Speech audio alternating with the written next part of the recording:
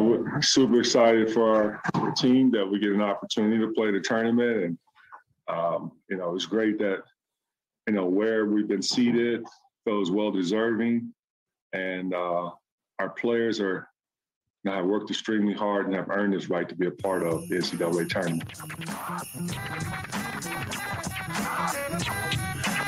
All right, good afternoon, everybody, and welcome in. Afternoon Live here, part of the Maize and Blue Review. I'm Dennis Fithian. We're here every weekday at 1 o'clock, bringing you the latest in Michigan sports. And the latest in Michigan sports, as you could probably figure out, it is the NCAA tournament with Michigan. I thought sweating it out, getting there until the brackets were revealed last night, but a lot of people are like, no, Michigan's going to be fine. Look at that net rating. Look at that strength of schedule. Look at what all the bracketologists are saying. Disregard Jerry Palm. And, Michigan will be in there. Don't worry about it. But, the way some of the upsets were happening over the weekend and what was going down, I'm a little bit worried about Michigan. And I thought there was more of a chance that Michigan was going to end up having to play in the play-in games than they were just going to be put in the tournament. And as it ends up playing out with that 11 seed and playing at 12:15 on Thursday in Indianapolis, Michigan can't ask for anything more. This was a great draw for them. This was fantastic. You don't want to go into any kind of play-in type situation. Doesn't even feel like the tournament. Nobody even looks at it as the tournament. You get, bashed for being in the play-in game. So then you got to win that thing before you even get into the tournament. So they were able to avoid that, which was great. And then they play, an opponent in Colorado State where, Michigan ends up being a couple-point favorite. And if you look just at their peers, Michigan's peers, all year long, Michigan State had been in front of them. And when Michigan did beat Michigan State, the Wolverines moved up a little bit in the net rankings and some of those other numbers. But in the end, Michigan State, it never felt like they were breaking a sweat at all. And yet, if, you just look at it, playing Davidson, the odds makers have Davidson as the favorite over Michigan State. And if Michigan State wins, they got to play Duke. And as you know, if Michigan wins, they got to play Tennessee. Neither of those teams are easy teams. You're saying, oh, yeah, I can't wait to take on the Vols or can't wait to take on the Blue Devils. But I'd rather take on Tennessee, even though there was an argument that Tennessee could have been a 2 seed. I would rather take on Tennessee than Duke if you get a win. That's just comparing it with Michigan State. And I think being in Indy with a chance to drive straight down 69 to be able to get there as a Michigan fan, and the way now. Football showed the way right down there. Easy drive to the field house there in Indy. Great place. Great place for basketball. Great place for football, as it turns out as well. And now within driving distance, it's everything that you could ask for, considering that after the first month of the season, I was sitting here, staring at this camera saying, I don't think Michigan's getting into the tournament the way they're playing. It's early, but the way they're playing, I don't think they're getting in. And in the end, they end up there getting in. So the question is, do they deserve it? Is there a lot of people over the weekend on social media? I was posting myself. I do most of my posting now on the Wolverine Den, part of the Maize and Blue Review. I'm there. I'm always thinking of something. I'm interacting with the folks there. It's a fun time. It's a great community. That's where I'm hanging out mostly. But I do wander over to Twitter once in a while and get my Twitter fingers going. And I thought at the halftime of the early games yesterday that, the Michigan, it was about a 75% chance that they were going to get in. So it would have been shocking if they would have been left out, but it would have been surprising to me. It looked like my prediction was yesterday afternoon that this team is headed to the play-in game. I thought that was the spot that they were going to be in. So I was surprised when they were able to avoid that and they were able to get an 11 seed. So I know there were some even. It's hard to determine sometimes what you're taking in on social media, because you're some people are there just to aggravate people and try to tick people off, and that ends up getting the responses. That's kind of how things work on social media. Sometimes the crazier the thing that you say, the more response that you get. And then you get the rivals, that sometimes are in sheep's clothing, and you don't know. You're like, wait a minute, you don't even want Michigan in? They don't deserve it? Well, this is a rotten team. You're reading some of this, and then you have to go through okay, well, that's a Michigan State fan. So, you get that.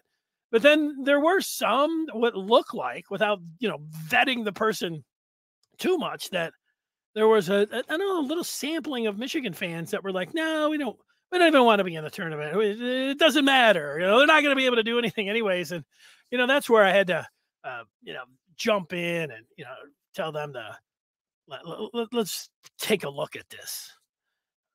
That has not been a fantastic season for Michigan. When you're preseason number 6, you're thinking about a number 1 seed. You're thinking about, Big Ten tournament. You're thinking about regular season. You're thinking about trying to be able to win this whole thing. And it was pretty, we learned pretty quickly that was not going to be the case for this Michigan team. So if for the program in Juwan Howard's 3rd year, the floor, being able to get into the tournament was something that it needed to happen for this team if they wanted to continue on. They want to be a basketball program that can be in the mix for the big names and trying to win it all.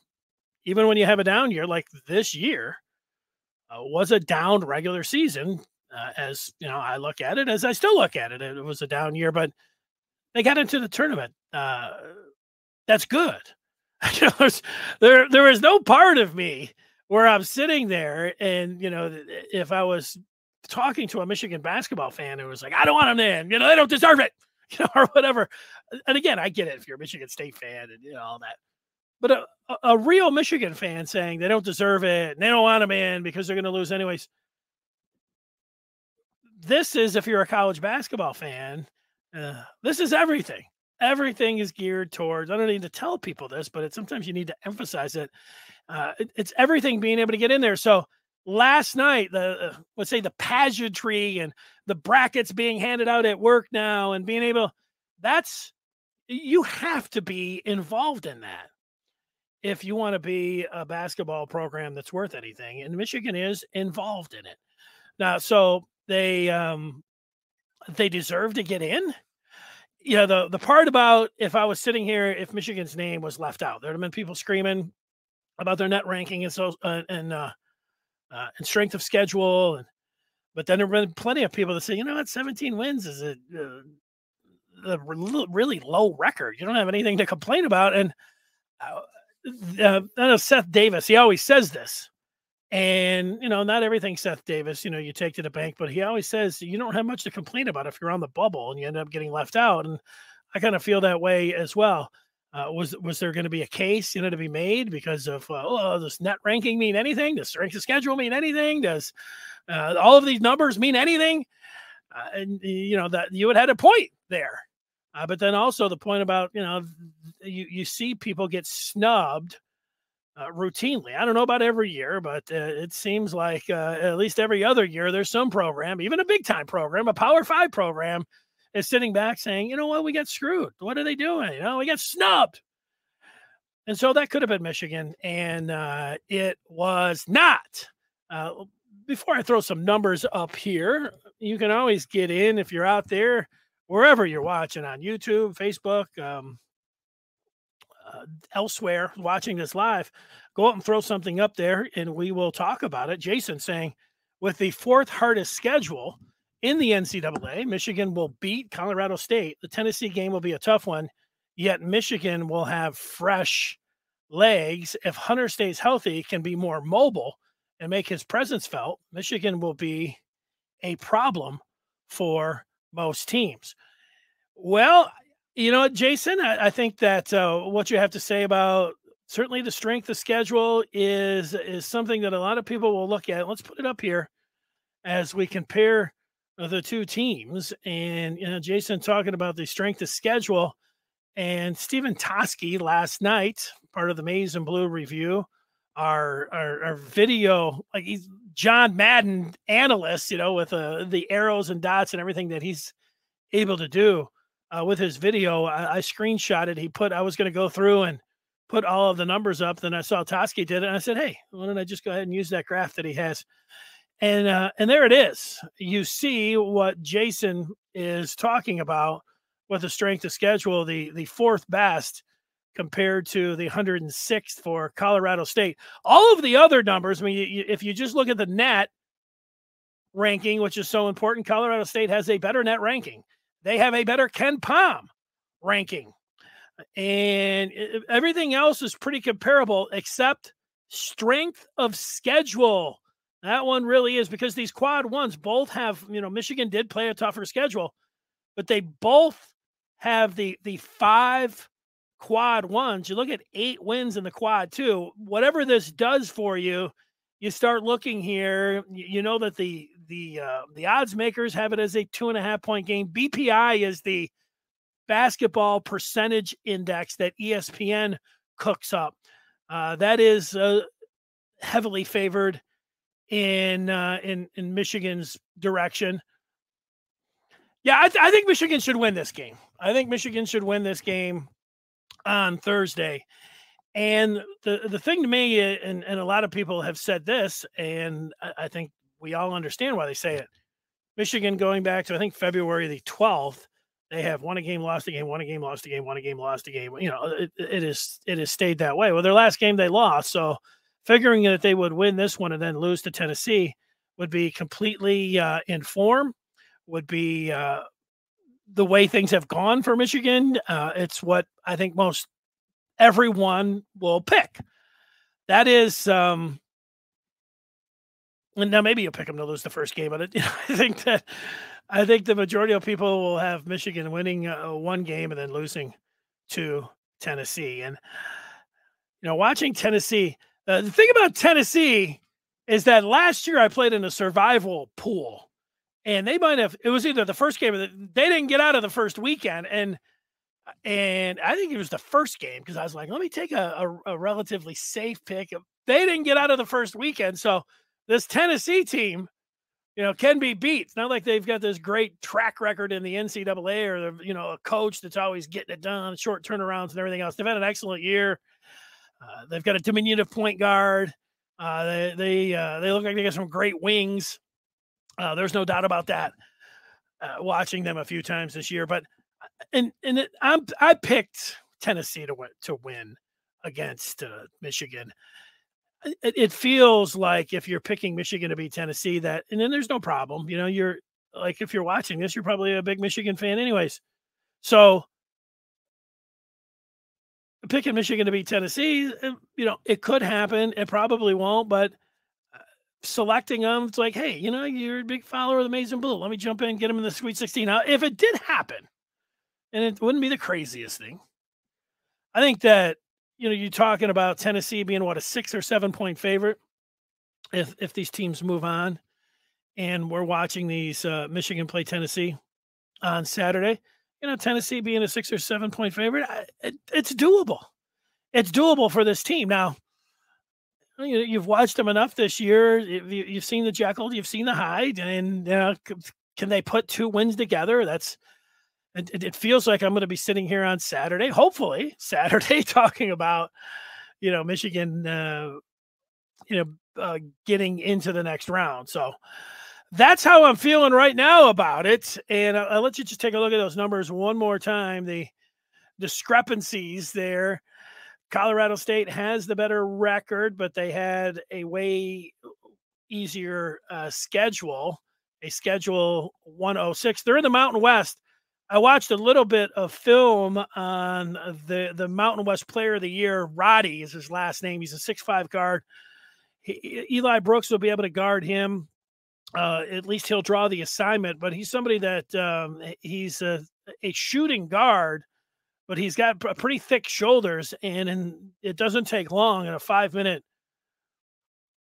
scout of watching this guard for the Rams. He is easily able to take smaller opponents down into the paint and post them up. he's got this from the right elbow, a drive and a kind of step back fadeaway that he used a bunch. And, he'll have a little bit of he'll have both size and reach on Eli Brooks. So that's going to be a tough guard. He leads them in not only points, but rebounds. So not quite a one-man show. They had another guy that ended up second team Mountain West on there. But, yeah, Roddy's the guy for Michigan. Jason says it's best to stay away from the Big Ten teams. They have all seen Michigan before. I believe we'll have a better chance versus a team who doesn't know about our size or shooting. Well, the shooting part for Michigan is what everybody's going to be able to figure out, and that's what Michigan's going to have, something that they really haven't, except a couple times this year. You can think about against Purdue, certainly against Indiana when they went on the road, and against Iowa. Those are the three games they really shot it well. Talking about Michigan, can they do that? Can they play like they did against Iowa and Indiana on the road, or against Purdue at home? Possibly. And I just, if Michigan is able to, if Michigan wins on Thursday and advances, they've done all right. Like, you get bounced in the first round, it's okay. You made the tournament. That's it. You made the tournament. Okay. It doesn't make you feel good. You never feel good when you end the season on a loss. So it's always difficult, but just know this: if they lose the game on Thursday, there's no party to be had except it's time for the one day of the year, pull on your green and forget the rest of the day. But if Michigan wins, this is what it looks like. This is a nice achievement, all things being considered. Being able to get into the tournament, winning a game, advancing, nice job. Now, the Tennessee game. Telling you right now, if we had 100 Michigan fans, I think that we're really being honest. 80 of them would say, "Yeah, Michigan's probably going to lose that game." That's a big number. So, if Michigan would somehow win that game and get to the Sweet 16, you extend another week of excitement, of madness in Ann Arbor. It is this team will have overachieved, even though they're a preseason 6. I know people will use that against them. I understand, but that quickly, you quickly realize that this was not the 6th best team in the country, that they weren't even a top 25. And guess what? If you win on Saturday, if you get by Colorado State, you will have jumped into the Sweet 16. This team will have overachieved. So that's what's at stake. It'll be interesting to see how many Michigan fans would pick Michigan over Colorado State and Tennessee. I like I said, I have not done that. I'll give you a quick. I did a bracket. We have a Josh Henschke, the publisher of the Maize and Blue Review, sent a link out for a bracket challenge for the Wolverine Den, and I immediately filled that out last night. I'm like one of my favorite movies of all time: Robert De Niro, Meryl Streep in The Deer Hunter. It's not a very nice movie, friendly movie. It's a war movie. But in that movie, De Niro goes out and he's deer hunting. And he takes one bullet in his gun. And that's all he's going to take. He's not going to get a whole magazine or a whole box of shells. He's got one shot. And that's the way I work my tournaments. I take one shot. I fill out one bracket. And here it is. Having said that, my one bracket, I'll blow it up as much as I can. This is the South region here. I did pick Michigan to beat Colorado State, but there it is in the second round. I'll have to take the heat if the Wolverines are able to trip up the 3-seeded Vols in the South, and Michigan would move on to the Sweet 16. You can see here, this is one of my favorite upsets of the tournament here, and it's just a 10-7. And yeah, it is easy to pick against Ohio State because they are Ohio State. But when you know how Loyola Chicago plays, You know that they run that screen action and that backdoor stuff that drives teams crazy. And you know that Ohio State's not good with screening teams. They're just not a good defensive team overall. I love Loyola Chicago in a big upset here. I almost was thinking about taking them against Villanova, but I haven't looked enough at that Loyola. I know they got Sister Jean. I always feel good about picking Loyola Chicago with the sister on my side, by my side, with Sister Jean. So, but I am taking Loyola Chicago against Ohio State. In the end here, picking this bracket through, let's just go see who else I made picks here. You can see my Elite Eight. There is some chalk here. Gonzaga and Alabama. I like that Alabama. Watch that team play a number of times this year. They shoot a hell of a lot of threes. So if they can get hot, I have them moving into the Elite Eight.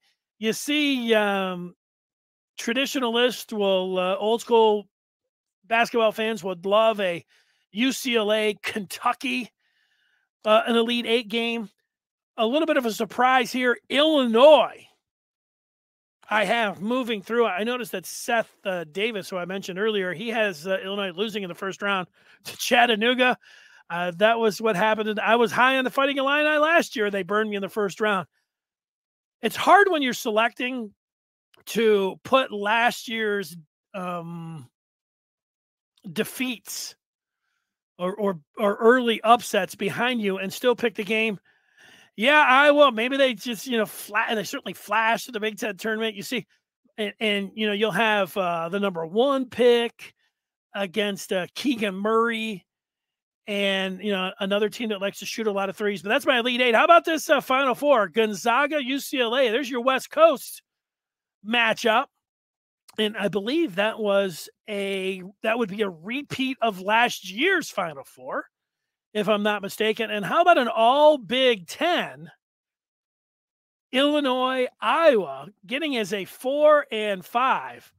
Who do I have winning that one? Well, I have selected 2 4 seeds getting to the championship game in New Orleans, UCLA, Illinois, with the Bruins cutting down the nets. Those are my selections there. Do with them as you will. I do know this. I was just perusing some of the one gambling site that I fiddle around with. I don't bet I don't bet too much money at all. I know that I know that I didn't bet a lot to begin with, but when they offer freebies and it's more than I bet anyways, I'm always like, wow, this is huge. And then I'm always on the lookout. During football season, they had, when Michigan was playing Wisconsin, it had Michigan as even money, or was it even plus 200? If Michigan just scored a touchdown, they were like plus 200. And I thought, what are the chances that Michigan's not going to score a touchdown against Wisconsin? Not very good, man. I felt like it was 90+% that Michigan was going to score a touchdown. So I jumped in pretty hard on that one and won. Also, they have Gonzaga money line, even money.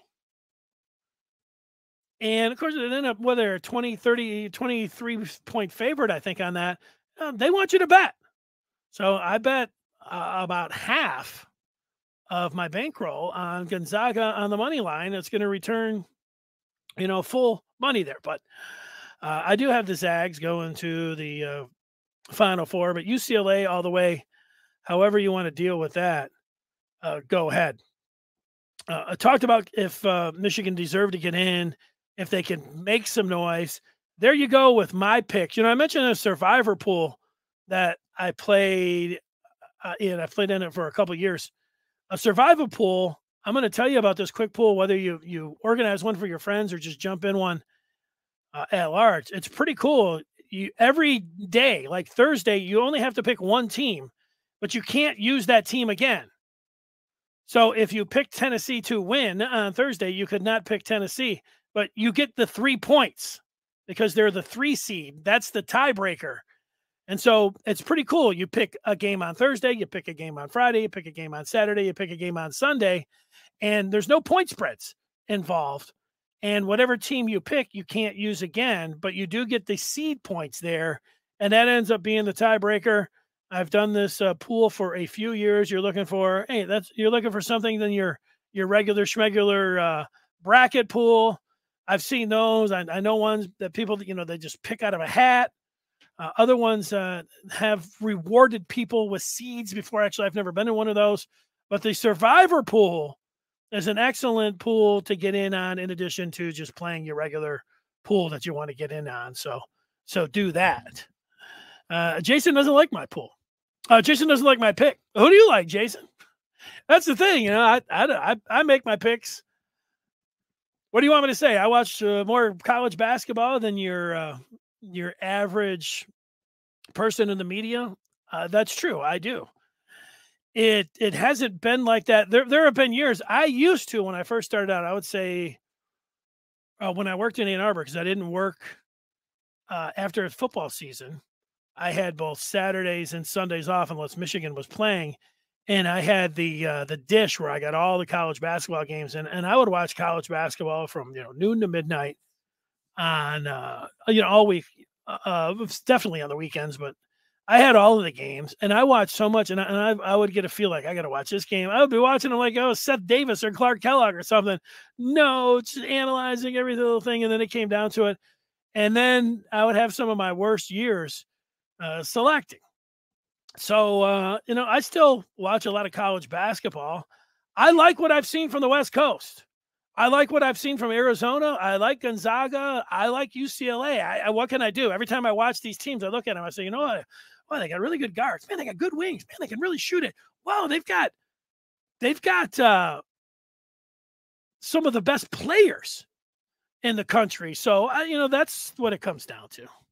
Oh, it doesn't matter. Jason was apologizing. It's okay. Just know this: UCLA and Illinois. Illinois probably lose to Chattanooga. UCLA won't get out of the first weekend, and I'll be sitting here and I'll look pretty stupid.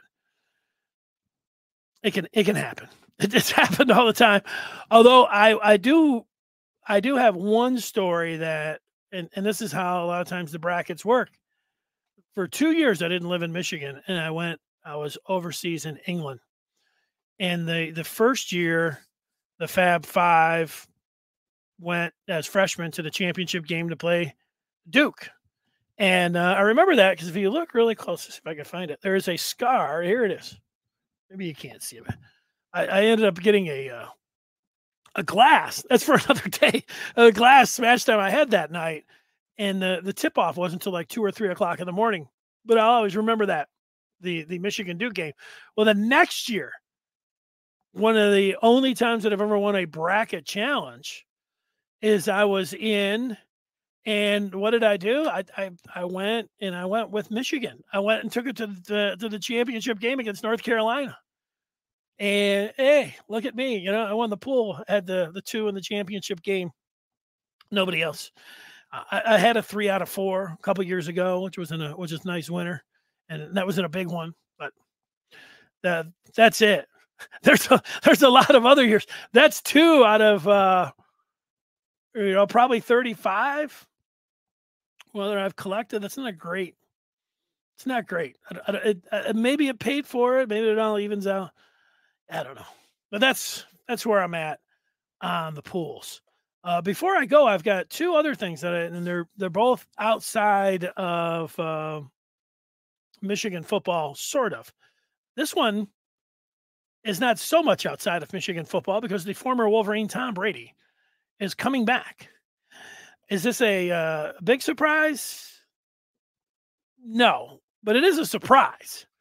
He was hinting at it already. It's not like he didn't say anything about it, but he did hint at it a little bit. But he played so well last year, and to go down and the way he did against the Rams, the team that they have, I'm glad he's coming back. I think he's got more football in him. Heck, happy for him if he would have retired. Happy for him with coming back. And here he is. He's got unfinished business, LFG. Tom Brady playing football and playing it well. Why not? Let's see him. Let's see it from Tom. And I guess I'd say congratulations, now that he's coming back. The other thing that I wanted to say, it is not Michigan related, but it is Detroit related. George Blaha, the play-by-play voice for the Pistons, it was announced over the weekend that he is going to miss the rest of the season. He's going to have some kind of procedure and that he is going to be out. Now, for me, George Blaha is a link to my childhood and to sports and to everything that I love. So I want to wish George Blaha the best in a full recovery, and hopefully he's able to come back and get behind the mic for the Pistons if that's something that he wants to do. He is not only a great broadcaster, but he is a class act.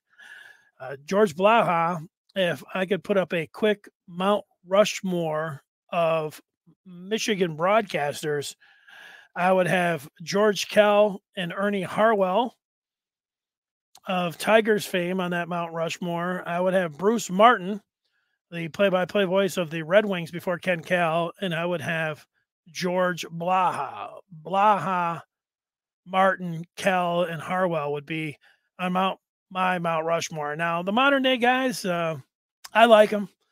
I like Dan Dickerson. I like Ken Kell. I think Dan Miller does an excellent job. Blaha is still there, and he is the one that links to all of it. Blaha's been doing it for 40 years. It's amazing. I just remember being in grade school and impersonating George Blaha and doing it all the way through. So George, get well soon, and hope to see you there down at the LCA when you are back. We will be back tomorrow. I'll further dive into these brackets. Any unanswered question with Michigan, as we look at everything that we possibly can from every side. And thanks for joining us. Everybody have a great afternoon, and I'll see you tomorrow at 1:00 here on the Afternoon Live broadcast.